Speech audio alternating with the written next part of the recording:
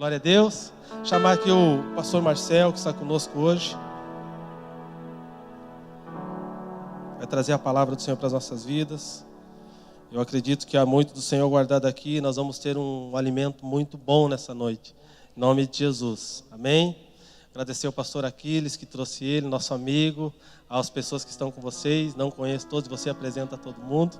Eu queria que vocês se colocassem em pé, para que nós orássemos e para que aquilo que Deus tem para as nossas vidas essa noite seja derramado sobre nós. Amém? Aonde há fome e sede, eu sempre digo que Deus derrama para aqueles que têm fome e têm sede. Então, descansa no Senhor. Abra o teu coração para que o Senhor fale aos nossos corações aquilo que Ele tem que falar para nós essa noite. Em nome de Jesus. Pai, nós somos gratos a Ti, Senhor querido, pela presença do Teu Filho aqui nessa noite. Somos gratos a Ti, porque sabemos que nele descansa uma palavra. E nós entregamos a Ele, Senhor querido, o microfone desta casa. Entregamos a Ele, Senhor, para que Ele traga a palavra que o Senhor tem ao seu coração para os nossos corações. Te louvamos pela Tua presença neste lugar e pedimos que o Senhor use poderosamente para que as nossas mentes sejam destravadas aonde ainda estão travadas e que a palavra ministrada venha, Senhor, tocar e ferir o nosso coração para que sejamos, Pai, transformados por Ti, Pai, no nome de Jesus. Amém.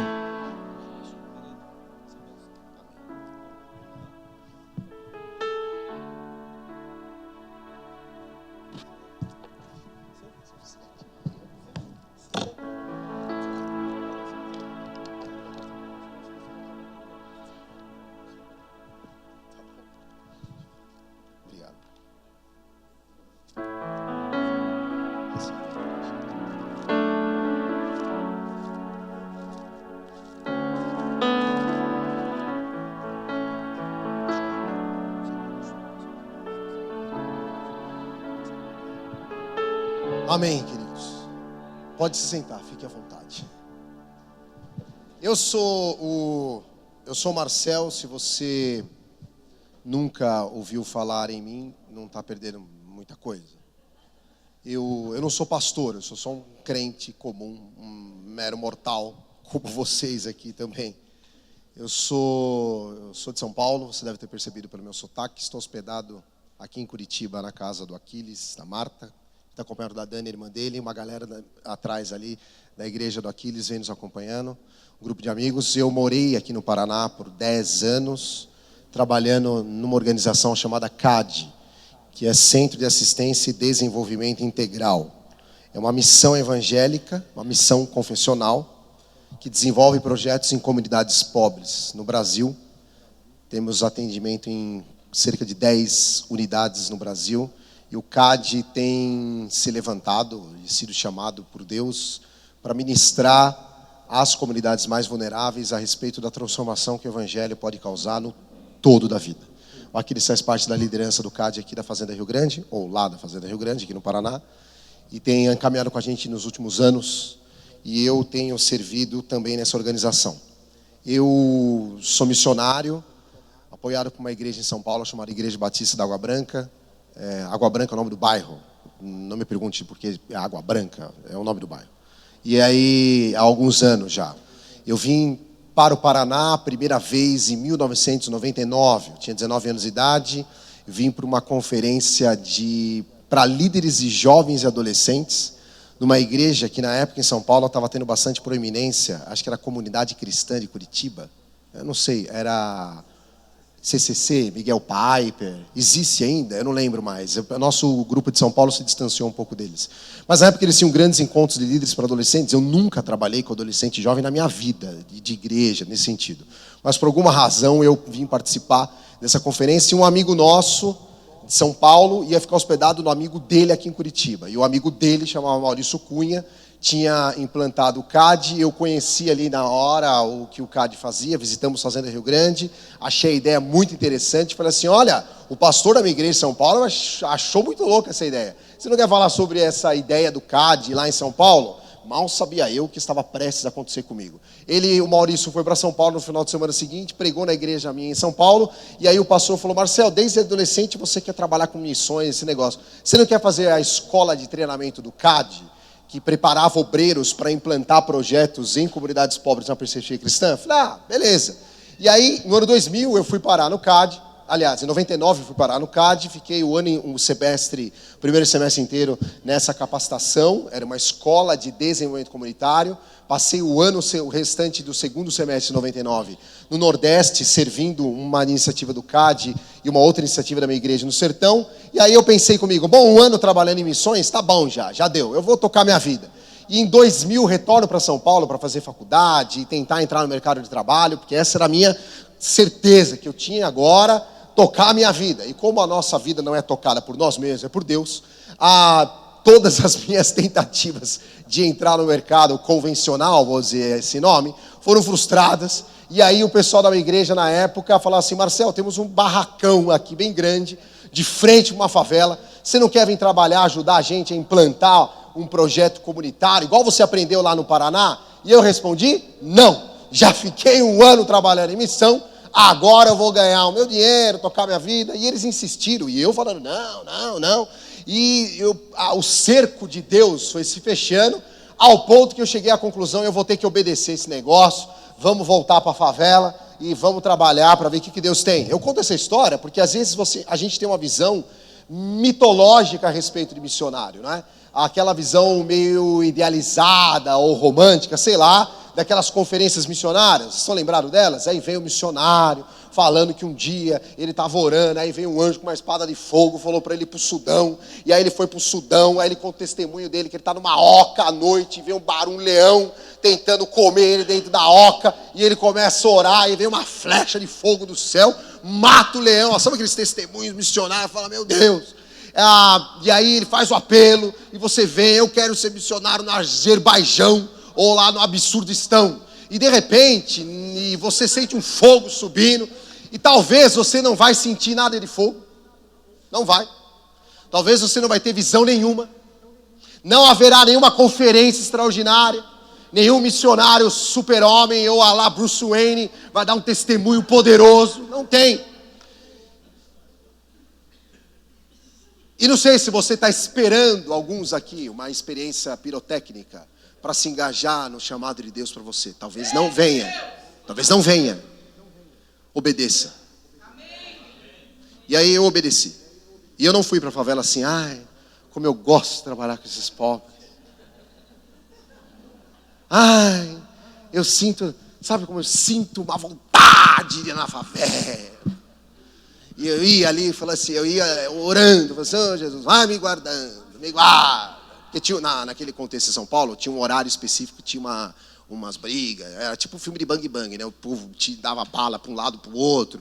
E aí eu lembro que eu entrei uma vez lá e falei para uma liderança da comunidade, que era, na realidade ele era um líder do PCC. Aí eu falei, olha, a gente vai entrar aqui, você fala para o povo, pelo amor de Deus, não me dá tiro nesse horário, ok? A gente vai fazer um negócio aqui. Aí ele falou, não, fica tranquilo, vocês são os caras lá da ONG.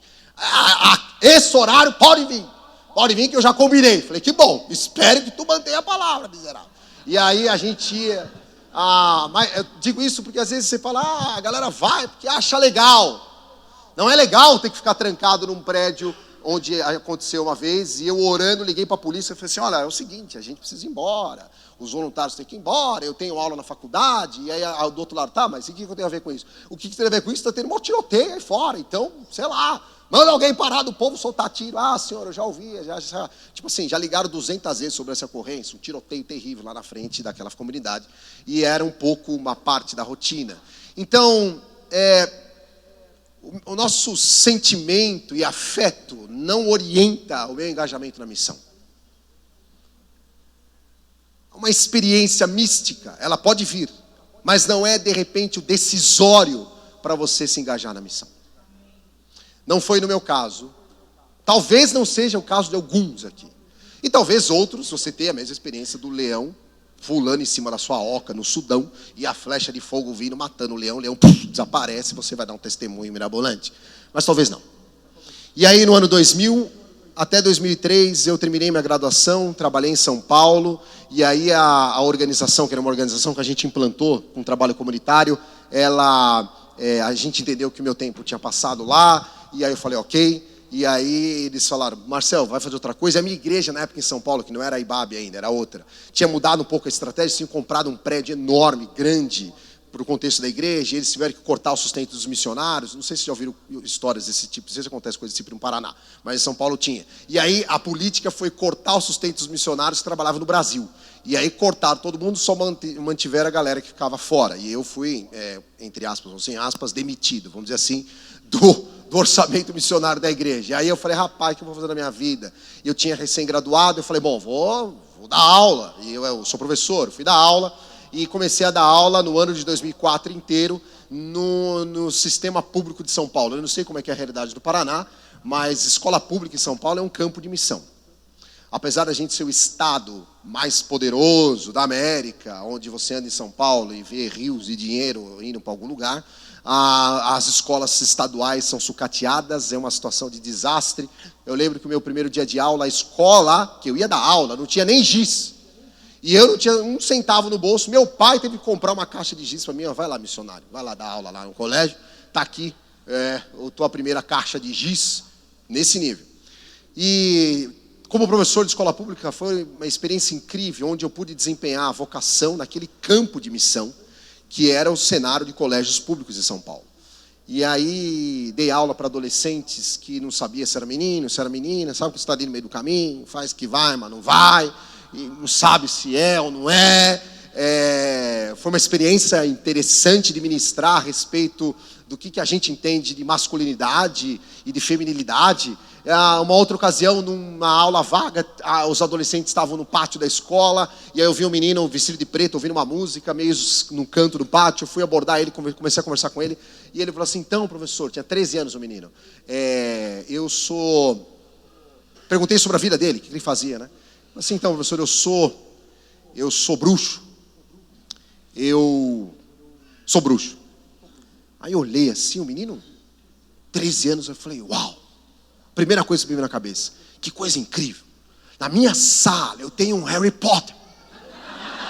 Não é todo dia que eu tenho o privilégio de ter um Harry Potter estudando comigo. O menino é bruxo. É uma experiência extraordinária. E aí eu fui instigando, mas como é que essa história de bruxo, menino de 13 anos? Ele disse, então, uma tia minha, na época da Wicca, em São Paulo, lembra? A Wicca é a bruxaria rosa, meio light, estava na moda, alguns anos atrás. Uma tia minha me levou para um sítio, e aí a gente fez os negócios, os rituais, olha o perigo desse, à noite, e aí eu me iniciei na Wicca, e eu estou nessa. E aí eu falei para ele, a galera que você invoca nos negócios que você faz, eles conhecem você pelo nome? Ele olhou para mim e disse, não, nem faz ideia. Então, eu conheço um Deus que sabe o teu nome. E que conhece você. E quer conversar com você. E aí o menino olhou para mim assim, e eu tive a oportunidade de fazer um pré-evangelismo com o menino. Foi uma das experiências bem interessantes que aquele ano no colégio público me proporcionou. No final do ano eu perdi todas as minhas aulas, e aí eu estava em casa, pensando, falei, o que vai ser da minha vida? Toco o telefone, final de 2004, e era o Maurício Cunha, o fundador do CAD, dizendo assim, Marcel, a gente sabe que você terminou a graduação, a gente vai iniciar um projeto aqui no CAD, na Fazenda Rio Grande, de geração de renda para mulheres beneficiárias do Bolsa Família. Você não quer mandar seus currículo, preencher os negócios aí, para ver se a gente te chama para trabalhar com a gente? Eu falei, ok. Eu lembro que nesse dia o pastor da igreja que eu fazia parte ainda estava na minha casa me convidando para liderar células de jovens, e eu tinha uma convicção que não era para eu fazer aquilo. Eu falei, pastor, eu não sou chamado para fazer isso. Não, mas você é muito legal, nos ajuda. Eu falei, mas não é para eu fazer isso aí. Isso é legítimo, mas não é para eu fazer isso. E na hora que ele estava falando comigo, o telefone toca, era o Maurício. Aí eu falei para ele, então, é o cara lá de Curitiba, do Paraná, me chamando para ver se eu participo desse projeto. Aí ele olhou para mim, o olho dele encheu de lágrimas e falou assim, Marcel, você vai embora para o Paraná. Eu falei, calma, não sei, eu só tô... Isso é uma conversa. E aí no sábado eu fiquei noivo da Michele, no domingo eu estava desembarcando aqui em Curitiba e disse para a Michele, me espere que eu já volto. 2 anos depois eu voltei, cumpri minha promessa, casamos em São Paulo e voltamos em Malicuia. Moramos 10 longos anos aqui na Fazenda Rio Grande, trabalhando no CAD, e há 3 anos nós estamos de volta em São Paulo, participo da liderança do CAD nacional e trabalho numa organização não governamental cristã lá em São Paulo que atende as 19 favelas do entorno do aeroporto de Congonhas. Não sei se vocês conhecem São Paulo, O aeroporto de Congonhas fica no bairro de classe média alta, mas tem 19 favelas naquela região e nós desenvolvemos projetos atendendo crianças e adolescentes dessas favelas. E eu me lembro que em 1999 eu jurava de pé junto que nunca mais voltaria a botar o pé na Fazenda Rio Grande. Tolo da minha parte. E voltei, virei presidente durante 3 anos do CAD Fazenda Rio Grande, e hoje eu participo da liderança nacional, e Deus deve ter dado muita risada na minha cara, quando eu acreditava que eu nunca mais ia pisar no Paraná como obreiro ou qualquer coisa parecida. Deus tem os caminhos deles. Numa modernidade que a gente pressiona tanto os profissionais sobre gestão de carreiras, a palavra de Deus diz que o maior interessado na gestão da minha carreira e da tua é a pessoa de Jesus Cristo. O mercado pode dar suas reviravoltas, mas a vocação de Deus para você não. Você pode contratar e pagar os acompanhamentos profissionais, coaches, psicólogos e mentorias e lá, ok, pode ser um dinheiro bem investido. Mas o gestor da tua carreira, esse não erra nunca. E foi assim comigo. Falaram que eu ia morrer de fome. Eu emagreci um pouquinho, mas não morri de fome. Quando eu escolhi a graduação, que era Ciências Sociais, as pessoas falaram, você vai morrer de fome. Quanto ganha um sociólogo no mercado? Falei, bom, em última instância, o meu patrão é Deus, que me chamou para trabalhar nesse negócio, no maior terceiro setor cristão. E desde os meus 19 anos eu estou nesse negócio. Não morri de fome. Então, confie naquele que é o dono da tua carreira. E o resto vai ser consequência. E é por isso que eu estou aqui. Obrigado pelo convite de vocês. Eu compartilhei brevemente meu testemunho, só para você ter uma ideia. A gente tem um vídeo de 4 minutos, vocês me dão licença para passá-lo. O CAD Fazenda Rio Grande concorreu a um concurso daquela subsidiária da Globo, aqui do Paraná, chamada RPC. Aí o prêmio era uma matéria onde a organização tinha a oportunidade de exibir o que ela fazia e etc. Então, se você não conhece a realidade do CAD Fazenda Rio Grande, é uma oportunidade de você saber um pouquinho do que nós fazemos lá. É uma matéria de uns 2 ou 3 anos atrás já, mas não está tão desatualizada assim, só para você ter uma noção. Nela aparece Maurício, que é o fundador da organização, e vocês terem uma ideia de qual é o pano de fundo que eu estou trazendo essas ideias para vocês. Pode passar, por favor. Obrigado.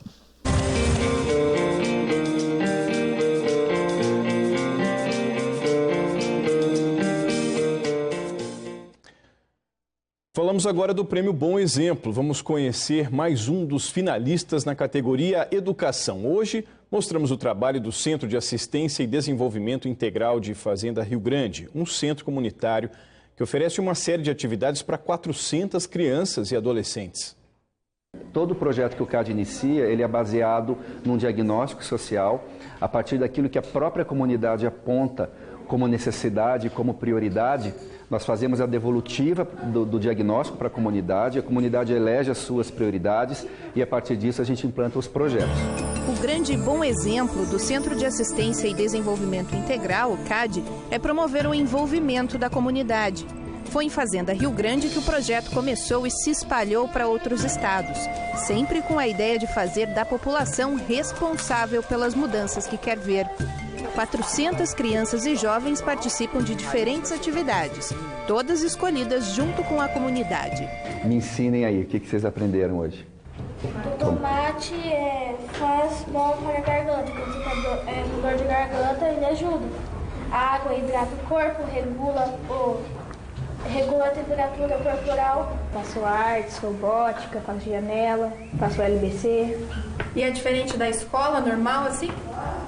O CAD começou há 21 anos atrás. A nossa proposta era sermos um centro comunitário onde uma população, uma comunidade pudesse se desenvolver integralmente. A gente percebe que nessas crianças e adolescentes aqui da Fazenda Rio Grande há um imenso potencial latente de desenvolvimento, mas muitas vezes elas não têm oportunidades e acesso à informação, o conhecimento sobre os seus próprios direitos, a educação de qualidade. Visualiza onde você vai chutar para ver, concentra. Respira fundo e chuta. Então vamos lá.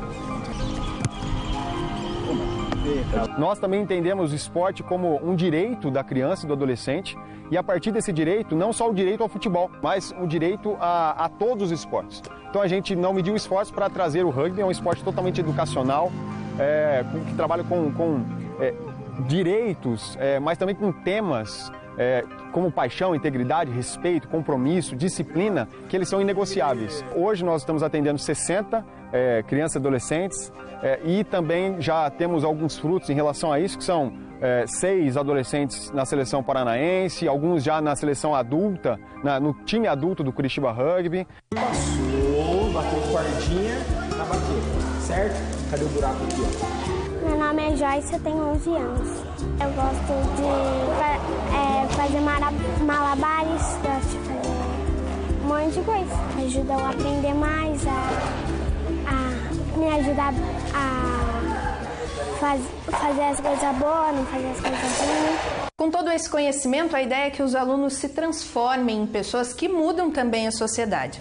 Muitas vezes eles acabam vindo trabalhar de novo aqui no CAD, é o caso da Ariane. Conta pra gente a tua história.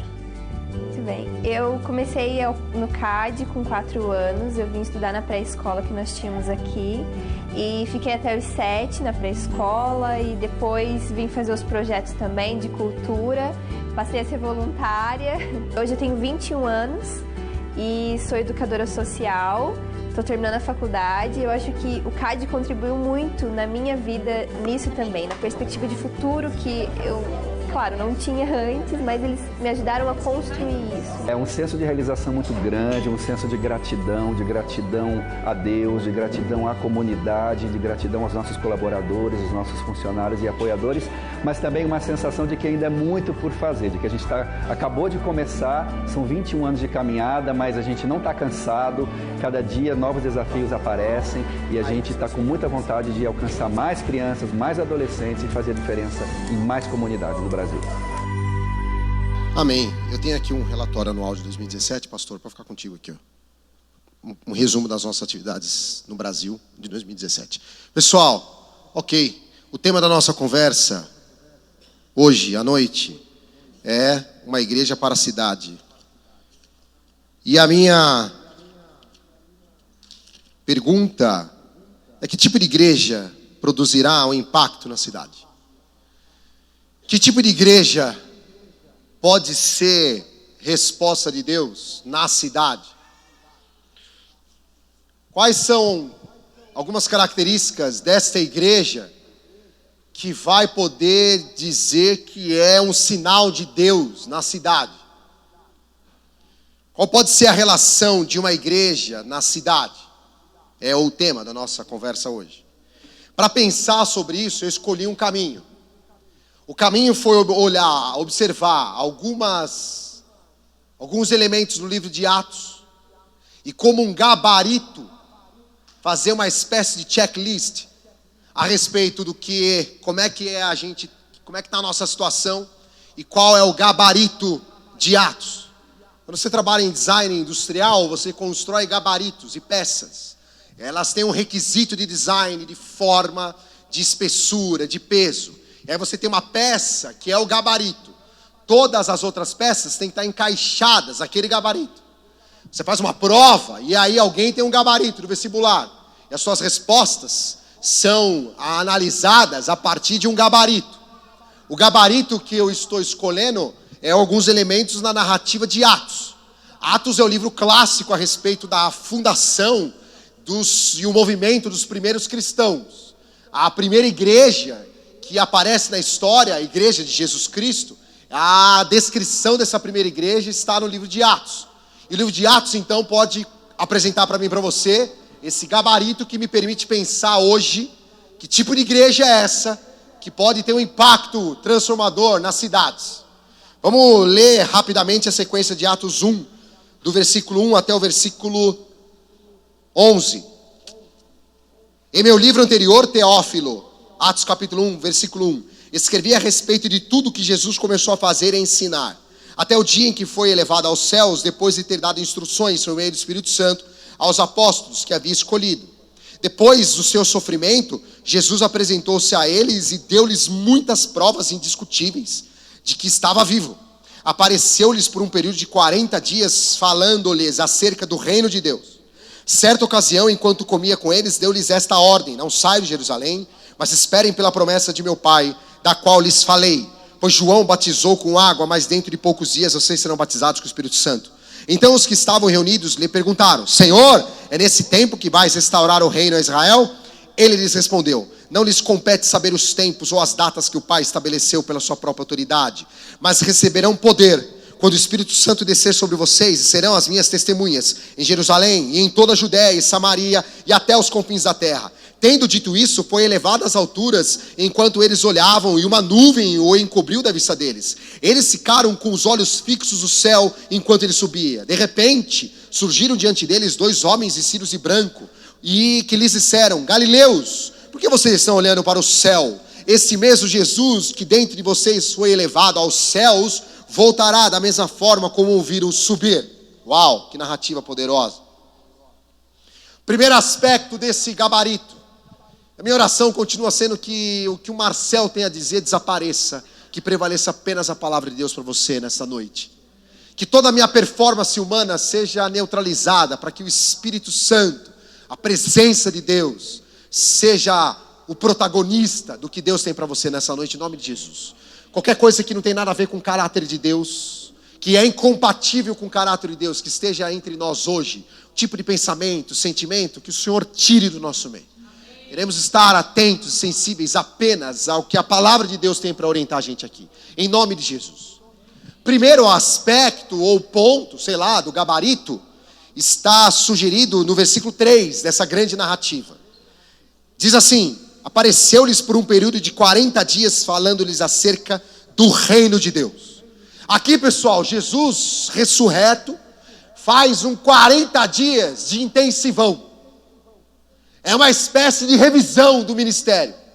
É uma espécie assim: galera, é o seguinte, eu estou vazando, tem só 40 dias.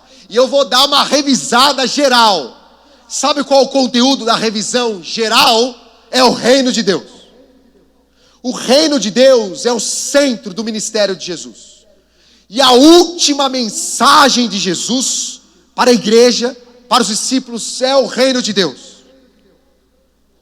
O reino de Deus tem impacto pelo menos em 2 conceitos básicos da nossa compreensão. O nosso entendimento do que é o reinar de Deus impacta pelo menos 2 ideias que a gente opera no nosso dia a dia. É esse paradigma do reino de Deus em Jesus, o ministério de Jesus, que orienta, primeiro, a nossa noção de salvação. Nós tivemos na Idade Média uma compreensão a partir da leitura de Agostinho, que reduz a noção de salvação para um impacto, uma dimensão individual da vida e para a alma das pessoas. Isso é contrário à tradição que Jesus traz no reino de Deus. A Idade Média reduziu e a gente mordeu a isca numa certa tradição protestante de que salvação diz respeito a indivíduos e a almas salvas para Jesus.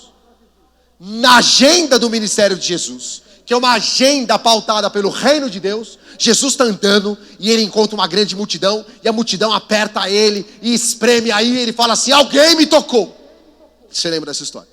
Uma mulher doente com fluxo de sangue vai lá tremendo, põe a mão em Jesus e sai virtude de Jesus e ela é curada. Uma doença que consumiu o orçamento da mulher, uma doença física, concreta.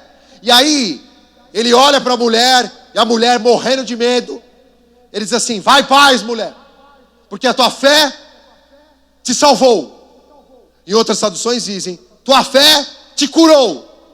A pergunta retórica é: quando a mulher toca em Jesus, ela é salva primeira ou ela é curada depois? Ou ela é curada primeira e salva depois? Numa outra história, Jesus vai para uma cidade chamada Cafarnaum, e é a cidade lotada. Ele vai falar numa casa, enche de gente na casa, gente se saindo pelo ladrão, e entupida de gente, lotada a casa. E os caras falaram assim: Jesus está pregando em Cafarnaum, a gente tem que levar nosso amigo paralítico. Vocês lembram dessa história? E aí pegam um paralítico, derrubam o telhado da casa, bota o cabra na frente de Jesus. Jesus olha, tinha um bando de fariseu naquela casa, e os fariseus olham para ele e pensam: ele vai curar agora no sábado ou não vai? E a religião tem uma pauta para Jesus. Mas Jesus, que tem um ministério centrado no reino de Deus, que vai além da religião, olha para os fariseus e pergunta assim: e aí, fariseus, hipócritas, é lícito curar no sábado? É lícito violar o estatuto da religião? Porque o meu reino é além da religião, seus hipócritas. E aí os fariseus falam: como é que eles sabem o que a gente está pensando? E aí Jesus: eu sei. E aí Jesus continua o ataque ao farisaísmo religioso naquela casa. O que eu devo fazer? Curar ou perdoar os pecados desse homem? O que é lícito que eu faça? Perdoa os pecados desse homem ou cure a paralisia dele? Você lembra o diabo? E aí os fariseus, horrorizados, escandalizados. A agenda do reino de Deus escandaliza os critérios da religião. E aí Jesus diz assim: para que vocês saibam que o Filho de Deus tem poder para perdoar os pecados, eu digo para esse homem: levanta, pega a sua maca e saia dando. O que estava em jogo nesses dois momentos que eu lembrei, para elucidar essa noção de salvação na lógica do reino de Deus, é aquela assim: eu salvo você dos seus pecados primeiros e depois resolvo os seus problemas físicos. Eu dou a cesta básica para você, seu pobre miserável, e depois você está pronto para ouvir a mensagem da salvação. Ou eu prego a mensagem da salvação primeiro e depois eu dou a cesta básica para você, seu pobre. O que eu faço primeiro? Quem vem primeiro? Fariseu hipócrita, Jesus está perguntando. O ovo ou a galinha? Não ria, porque essa é uma pergunta séria. E aí Jesus fala: para que vocês saibam que eu sou o dono da granja. Eu digo para o homem: seus pecados estão perdoados. Pega a sua maca e saia andando em nome de Jesus. Salvação no paradigma do reino de Deus é o poder e o governo de Deus em toda a dimensão da vida humana.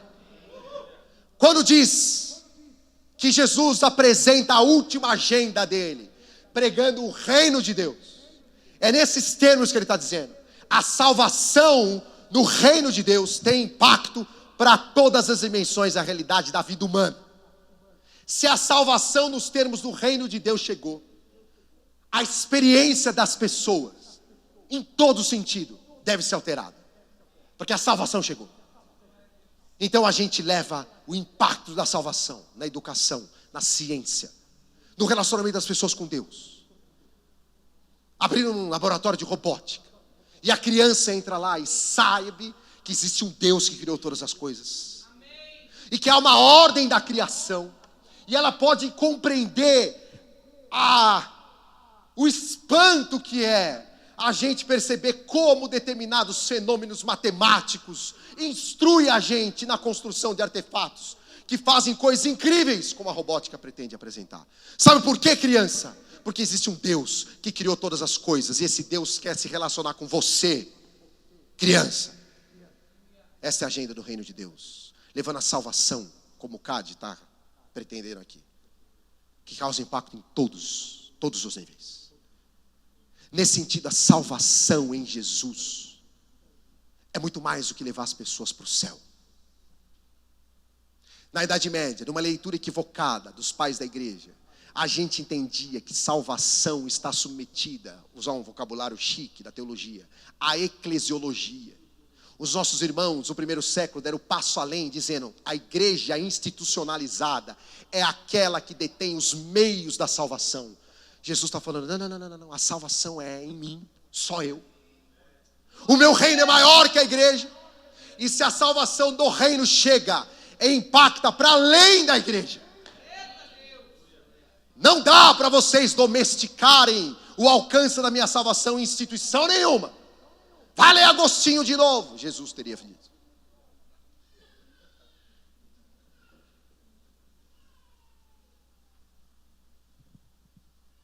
A igreja que vai impactar a cidade, por incrível que pareça, não é a igreja que existe para lotar a igreja. A igreja que vai impactar a cidade não é a igreja que existe para lotar esses bancos de gente. Os bancos de gente lotados serão consequências de uma igreja que impacta a cidade. Porque ele entende que a salvação se esparrama pelo chão. E é pelo chão mesmo. Chão diz respeito à vida real das pessoas. A salvação se esparrama pelo chão. Mais do que a alma penada das pessoas, é o chão da vida que o Evangelho tem uma resposta para oferecer. O reino de Deus, então, nesses termos, tem um impacto na nossa noção de salvação. Por final, nessa ideia, o reinado de Deus tem impacto na nossa noção da missão. Missão não é a gente povoar o céu. Missão não é ficar como esses discípulos com os olhos fixos no céu. Estão lembrados que o anjo falou para ele? Por que vocês estão com os olhos fixos para o céu? Sabe por quê?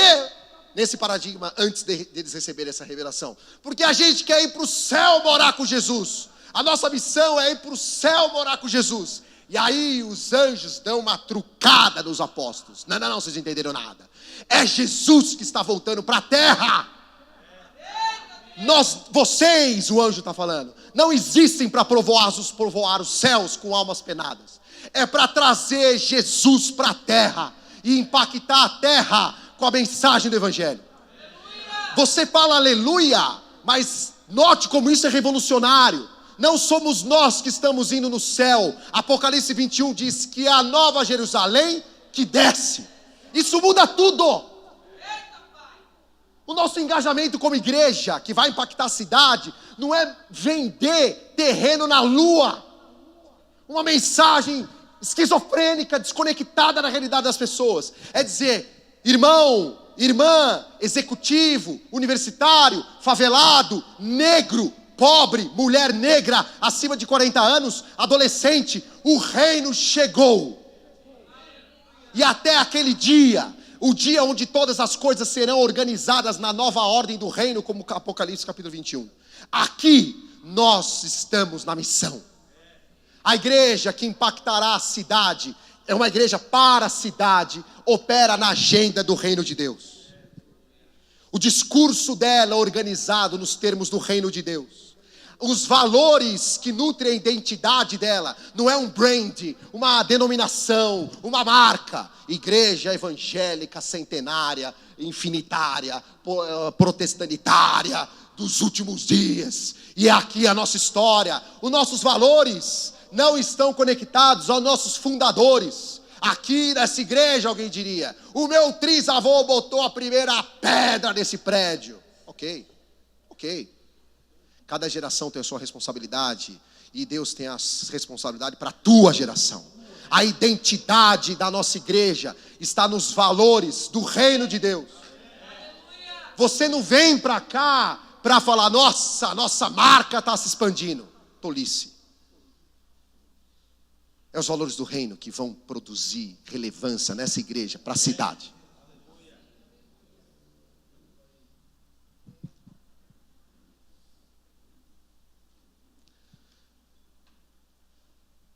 Versículo 5, no segundo aspecto dessa igreja. Ele diz assim, João batizou vocês com água, mas dentro de poucos dias vocês serão batizados com o Espírito Santo.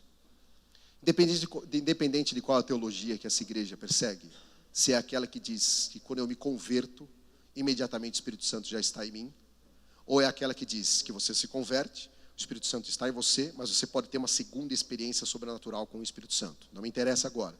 O que interessa é que a igreja que é para a cidade, ela é cheia do Espírito Santo. Se vem antes ou depois, na segunda, ou na terça, na quarta, em dia de número primo, ou número par, ou ímpar, não interessa. O que interessa é que a igreja para a cidade é a igreja cheia do Espírito Santo. A força motriz é o Espírito Santo.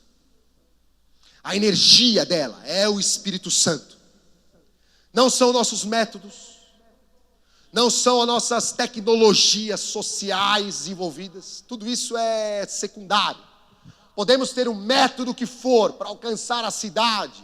E a gente vai nos seminários internacionais, traz os modelos, sabe Deus da onde. E participamos das grandes correntes e ligas, das ligas da justiça, dos pastores da cidade. E a gente vai, você pode participar, é importante. E é legal, mas você pode ter tudo isso, mas a energia, a força motriz vem do Espírito Santo. Isso significa, se você não tiver dinheiro para comprar o pacote XYZ, se você não tem a perna, não conhece tanta gente assim, tudo isso é consequência, porque a energia é o Espírito Santo. E por qual razão o Espírito Santo se move nessa igreja que é para a cidade? Por qual razão uma igreja é um ambiente para o mover do Espírito Santo? Para que o Espírito Santo se move nessa igreja? Qual razão uma igreja se torna um ambiente que acomoda o Espírito Santo? Cantamos isso aqui, né? Um ambiente que tem a ver com a glória de Deus, que é um ambiente que acomoda a glória de Deus, um ambiente que é compatível com o movimento do Espírito Santo. Existe um ambiente que é compatível com o movimento do Espírito Santo. A razão que a gente faz a questão é, então, por que o movimento do Espírito Santo acontece? Para quê? Para deixar a gente mais poderoso? Para que a gente tenha experiências com Deus mirabolantes? Para que na semana seguinte a gente dê um testemunho. Irmãos, eu estava no culto na semana passada, caí no chão e vi os céus abertos, e vi o trono de fogo, e eu vi os 7 Espíritos de Deus. Aqueles testemunhos, você fala, meu Deus, eu fui lá no 17º céu, incrível, e eu estou mais apaixonado por Jesus, glória a Deus. Mas me parece que, sendo o movimento do Espírito Santo o centro da nossa energia, tem uma razão profunda para isso. E a razão é o terceiro aspecto do nosso gabarito, está no versículo 8, do capítulo 1 de Atos. Mas receberão poder, quando o Espírito Santo descer sobre vocês, e serão minhas testemunhas em Jerusalém, em toda a Judeia, de Samaria e até os confins da terra. A igreja para a cidade, movida pelo Espírito Santo, é a igreja missionária. É uma igreja missionária. Ela não é missionária porque ela tem um programa de missões. Ela não é missionária porque ela tem um culto de missões. Você até pode fazer o culto de missões, o programa de missões. Ela é missionária porque faz parte da natureza dela. Ela é assim. Ela é assim. É assim porque o Espírito Santo governa esse trem. Eu sou assim. É uma igreja que fala de missão, fala de missões, é missionária. Por quê? Porque ela é assim. Porque o Espírito Santo define a nossa identidade. E Ele define a nossa identidade para que a gente seja testemunhas do Evangelho em todos os lugares que Deus mandar a gente servir. A igreja para a cidade não é uma igreja de gueto. Gueto gospel. Estamos aqui no nosso bairrozinho, no nosso jeitinho curitibano de falar, no nosso esquemão, do jeitão dos crentes. Um jeito crente de ser. Como eu vou testemunhar? Como eu vou testemunhar para os jovens urbanos de Curitiba, aloxados, para a geração pós-moderna, para a geração da pós-verdades, para a geração das fake news? Como eu vou ser relevante nesta geração universitária ou pobre de Curitiba, se eu falo só para mim mesmo? Se eu tenho uma linguagem tão gospel que eu tenho que ligar a senha. A senha não, o treco, a legenda. Bota a legenda aí que não estou entendendo nada. Estou entendendo nada que está acontecendo aqui. Como? A igreja movida pelo Espírito Santo tem capacidade de testemunhar. Para gordo, para magro, para preto, para branco, para índio, para pobre, para rico, para ateu, para muçulmano, para hindu, para quem Deus chamou vocês para testemunhar. Ela se comunica com uma geração. Porque o poder do Espírito Santo é para isso. Para que a gente seja testemunha. Aqui e até os confins da terra. Uma igreja movida pelo Espírito Santo, que é para a cidade, não tem uma visão medíocre do alcance da sua missão. Você acha mesmo que Deus chamou todos vocês? Olha a história de cada um. Quantos anos de experiência nós temos nesse salão? Soma a idade de todos vocês. Quanto dá? Você acha mesmo que Deus juntou tudo isso? Para quê? Para vir aqui uma vez por semana, impactar a nossa rua? Medíocre. Vocês serão minhas testemunhas. Aonde eu levar vocês, pelo poder do Espírito Santo. Alguns vão para os universitários, outros vão para as favelas, outros vão para os palácios, outros vão para os palácios de Brasília. Deus é Pai. Esse tem que ter uma oração, um culto poderoso. Que ali o bicho está pegando. não domestiquem o alcance do impacto que essa igreja pode ter. Pelo gabarito de Atos, vocês não têm esse direito. O testemunho dela ultrapassa as 4 paredes dela. A responsabilidade dessa igreja para a cidade é ampla. É ampla. Serão minhas testemunhas aonde for. Não é um CEP que limita. Não é uma realidade socioeconômica que limita. É aonde Deus mandar. Então estejam preparados e prontos para obedecer para onde Deus enviarem vocês. Pode ser na Fazenda Rio Grande, pode ser aqui em Curitiba, pode ser no bairro aqui do lado, pode ser no Sudão, nas tribos indígenas, aonde Deus mandar os talentos forjados nessa comunidade. Pelo poder do Espírito Santo.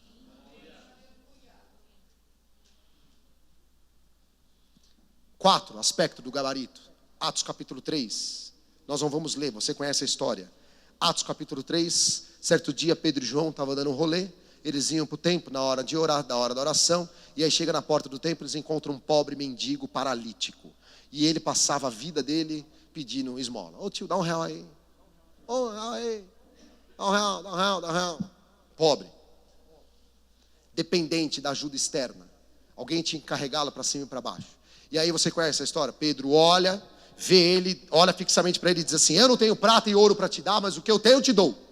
Em nome de Jesus, pega a maca e sai andando. E o homem é curado. E a comunidade fica impressionada, glorifica a Deus. A igreja para a cidade tem respostas para os pobres da cidade.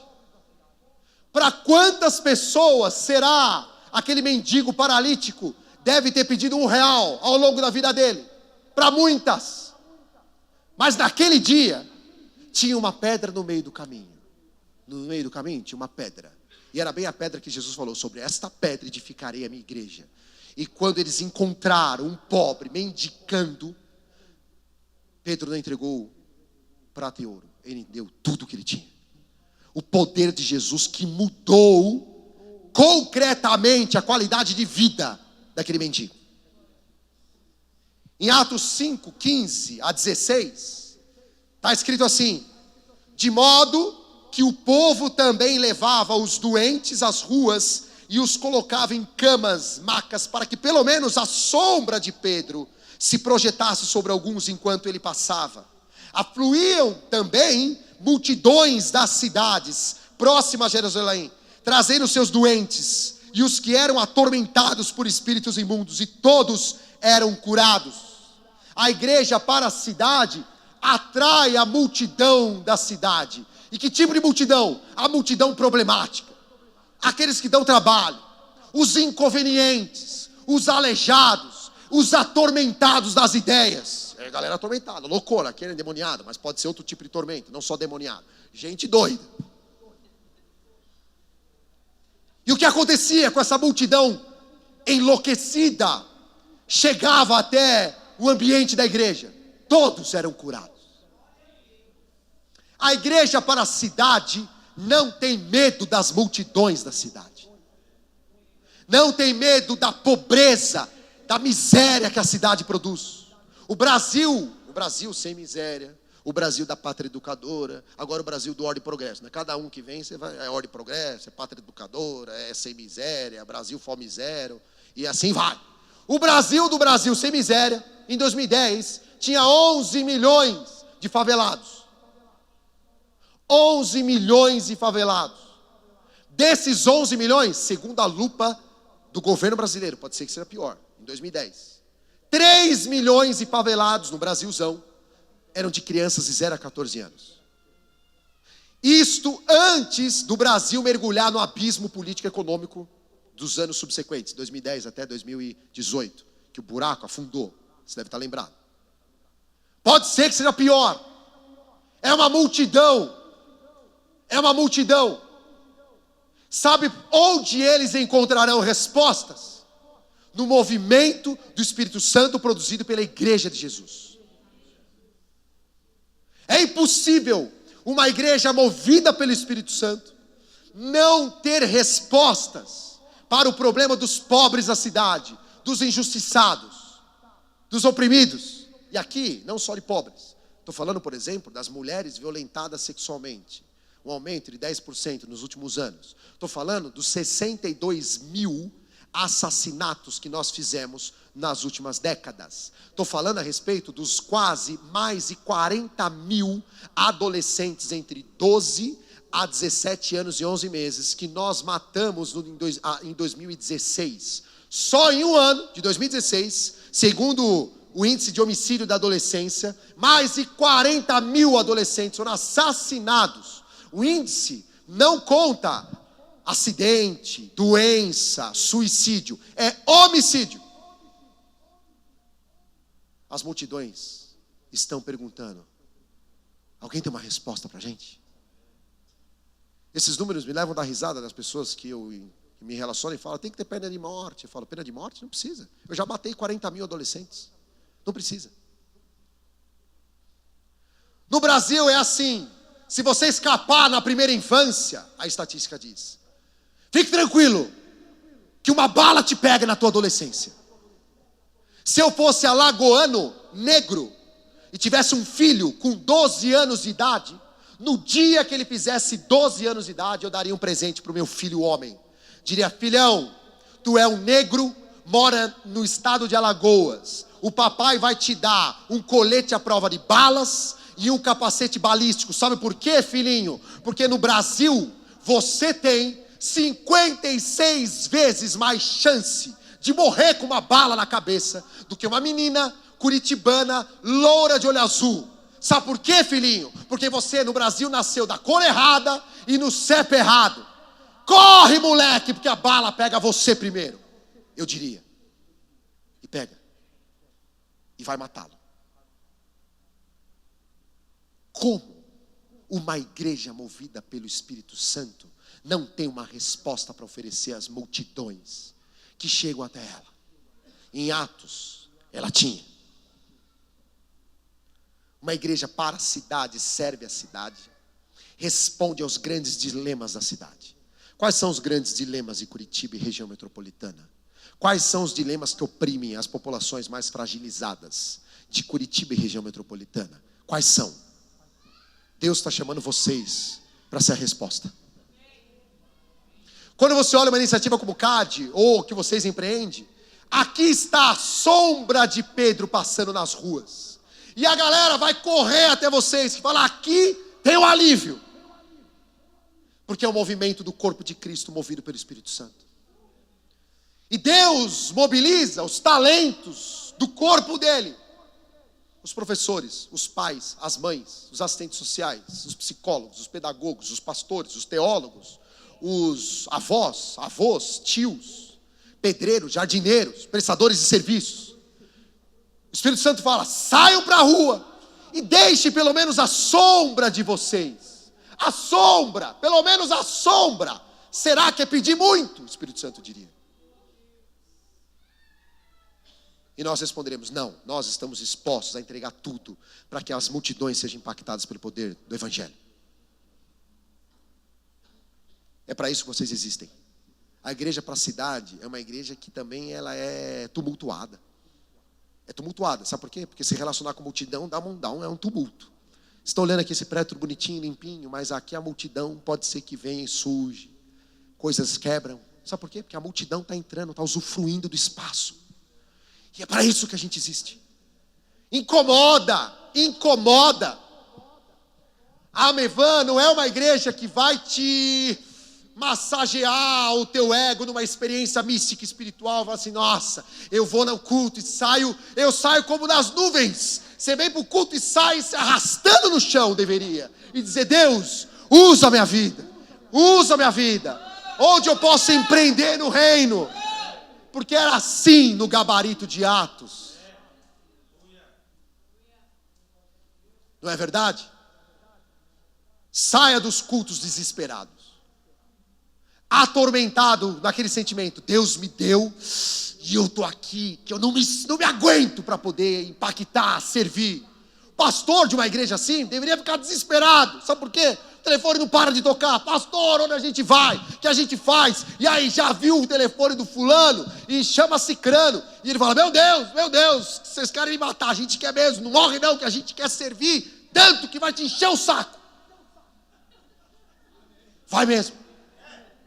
É um povo que dá trabalho. Lida com gente complicada. Gente inconveniente. Adolescente difícil. É para isso que nós existimos. Final do gabarito tá o quinto item, Atos 16, 20. E levando-os aos magistrados.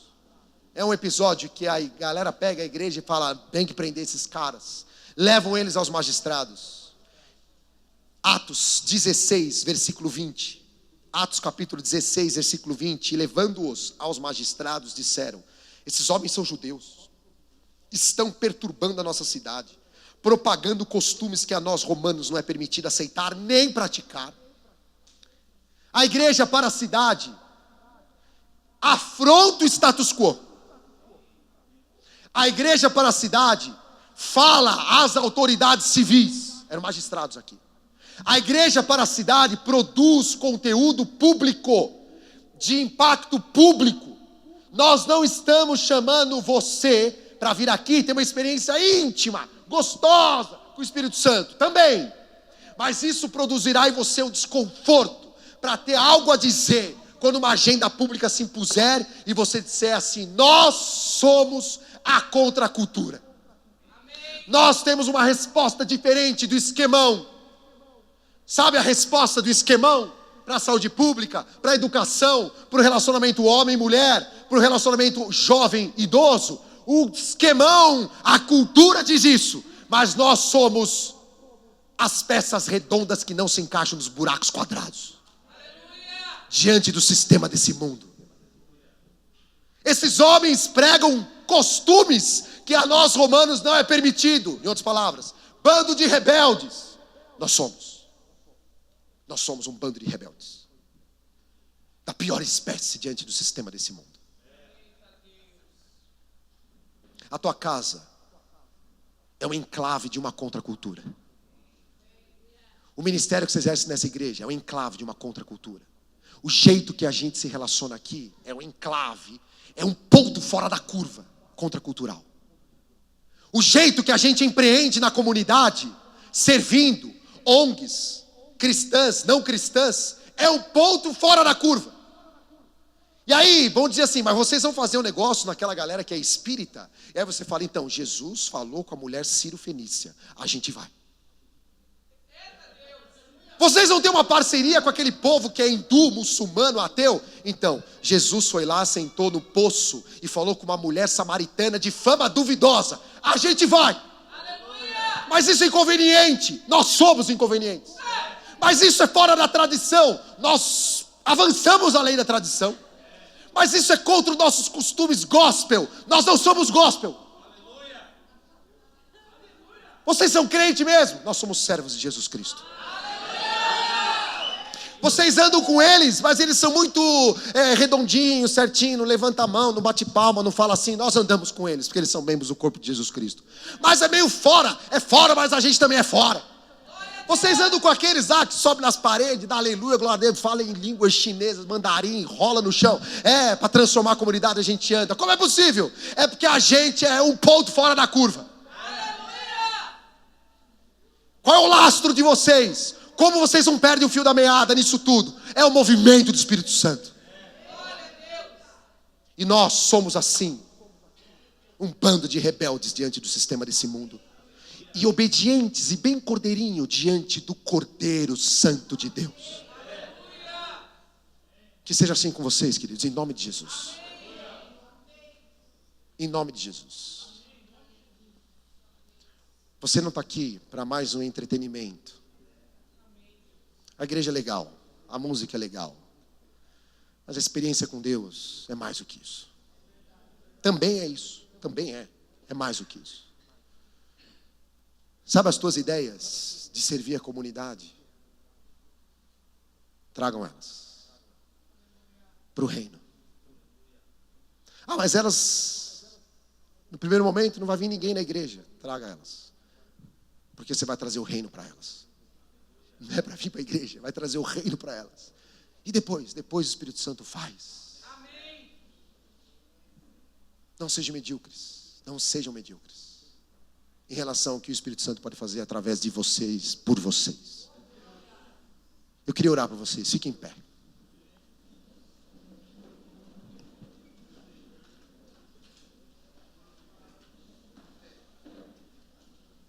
Se você frequenta essa igreja há muito tempo,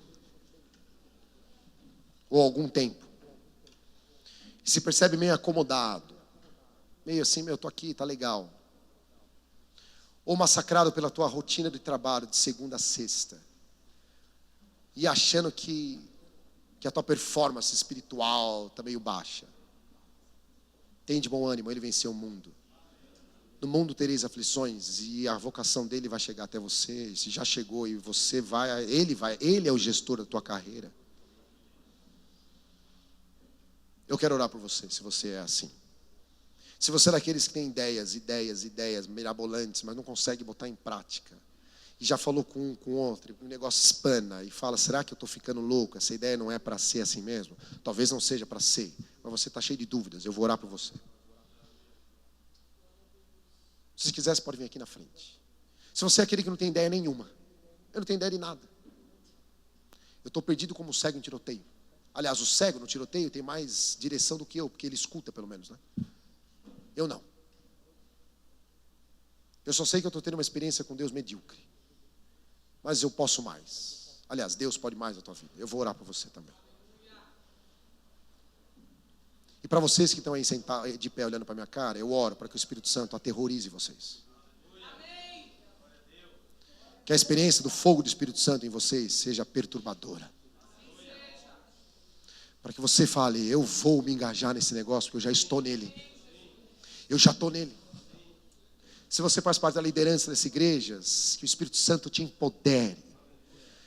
E que as pessoas sigam, não porque você é legal, ou você é carismático, é porque o poder do Espírito Santo mobiliza as pessoas.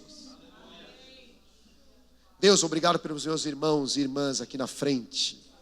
Eles não estão na minha frente, estão na tua frente, diante do Senhor. Deus, a igreja é tua, o movimento é do Espírito Santo. Pai, aqui tem muito talento, muitas ideias, muitas sensibilidades e sonhos. Que o Senhor confirme o lugar dos meus irmãos e irmãs no teu reino. Pai, que a gente desengavete as ideias, desengavete os sonhos. Traga as pessoas certas em nome de Jesus. Confirma. Se tem gente que precisa voltar a estudar, que volte a estudar. Se tem gente que acha que já está com cabelo branco demais, ou cabelo branco de menos, que é jovem demais, não tem muita experiência, não sabe falar direito, que o Senhor empodere pelo poder do Espírito Santo. Em nome de Jesus, abençoe os pais, as mães, que eles sejam sacerdotes e líderes da sua casa, instruindo, inspirando a nova geração, e que essa experiência se extrapole para todos os ambientes onde circularem, Deus.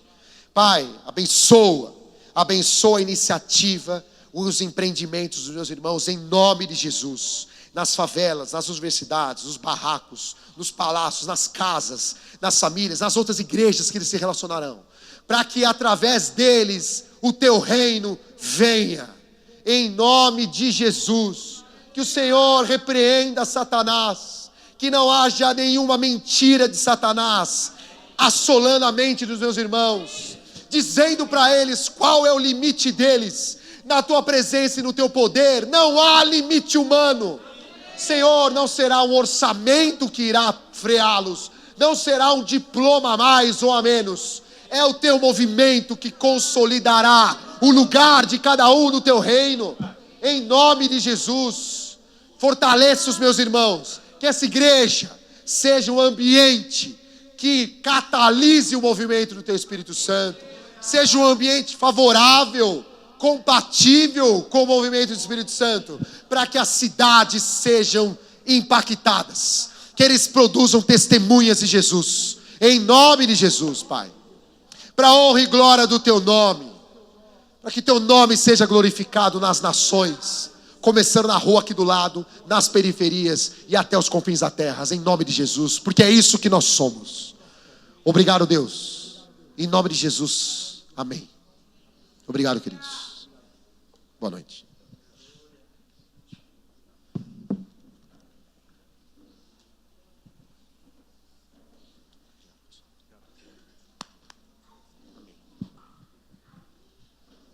Aleluia. Glória a Deus. Uma igreja para a cidade é uma igreja que ouve uma palavra como essa e se atormenta dentro de si para dar resposta. Amém? É uma igreja que vai sentir dentro de si o desespero e dar uma resposta para uma palavra como essa. Aleluia. Nós precisamos ser resposta, queridos. Eu tenho dito, eu estava falando com o Renato ali, a gente tem falado isso desde o começo do ano. De entender o porquê que Deus nos chamou, de se mover pelo que Deus nos chamou. Nós não podemos ser mais um povo que se reúne no domingo à noite e finge que está cheio de Deus, mas na verdade está vazio, porque não dá resposta nenhuma para aquilo que tem recebido. Que o Senhor realmente nos atormente, que o Espírito Santo de Deus nos atormente para que nós sejamos a resposta para essa cidade. Amém? Que você encontre em você, pare de lamber as suas feridas e olhar para as suas mazelas. Olhe para Cristo, você já deveria estar sarado e curado para ser alguém que vai sarar e curar outro. Amém? Não é mais tempo de chorar, de ficar lamentando, é tempo de levantar a cabeça e fazer a diferença. Em nome de Jesus. Aleluia. Eu quero chamar o pastor Aquiles, para orar por nós, para nós encerrarmos essa reunião. Amém? Glória a Deus. É um homem de Deus, um amigo que Deus nos deu, um companheiro, para ir tomar café em casa, conversar, chorar junto, dar risada. Deus como diz o Júnior, né? Quem está andando para o mesmo caminho, quem está andando para o mesmo lugar se encontra pelo caminho. E nós estamos andando para o mesmo lugar, graças a Deus. Obrigado, Marcel, pela palavra liberada nessa noite. Você foi um profeta nesse lugar. Te agradeço em nome de Jesus. Pai, nós queremos te engrandecer, Deus, pela oportunidade que o Senhor nos deu nessa noite de, como súditos do grande Rei, ouvirmos a Tua voz e essa palavra que foi comunicada, Deus, que de alguma maneira nos chama a atenção, que nos ajusta, que nos alinha, que nos atormenta. Deus, obrigado pelo pastor Isaías, obrigado por todo o colegiado, por todos aqueles que têm liderado essa comunidade com ele. A minha oração, Deus, que o Senhor continue os abençoando, que eles estejam se movimentando no Senhor, ouvindo de uma maneira muito clara, muito nítida a Tua voz, no meio de tantas vozes, eles possam ouvir e discernir a voz do Senhor, que tudo aquilo que é propósito do Senhor, que tudo aquilo que é desígnio do Senhor para essa casa, para esse ambiente que tem sido uma casa apostólica, uma casa de acolhimento, uma casa que tem recebido pessoas, como o Marcel mencionou, que ela possa ser uma casa que catalisa o Teu poder, que recebe o Teu poder, mas que esse poder, à medida que é recebido, possa ser levado para a cidade, possa ser levado para as comunidades, possa ser levado para as famílias, e em nome de Jesus, nessa noite nós somos gratos, Deus, gratos por essa casa, gratos por cada uma dessas famílias aqui representadas, e a minha oração, Deus, é que o Senhor continue abençoando, Deus, que a bênção do Senhor possa ser abundante, generosa, sobre cada família, sobre cada adolescente, sobre cada criança, sobre cada jovem, sobre cada um que faz parte desse corpo. Nessa noite nós adoramos ao Senhor, tributamos a Ti toda a honra, toda a glória e todo o louvor. Pai, em nome de Jesus, nós estamos encerrando esse tempo aqui. E como ministros do Senhor, nós declaramos, Pai, uma semana abençoada, uma semana próspera, uma semana onde essa palavra continue, Deus, nos atormentando, essa palavra continue sendo digerida no nosso espírito, e à medida que vamos digerindo, nós possamos nos movimentar, Deus. Muito obrigado por esse tempo, obrigado pela vida do Marcel, obrigado pela Michele, obrigado pela sua filhinha, abençoa o Teu servo tremendamente, Pai, é a nossa oração em nome de Jesus, amém.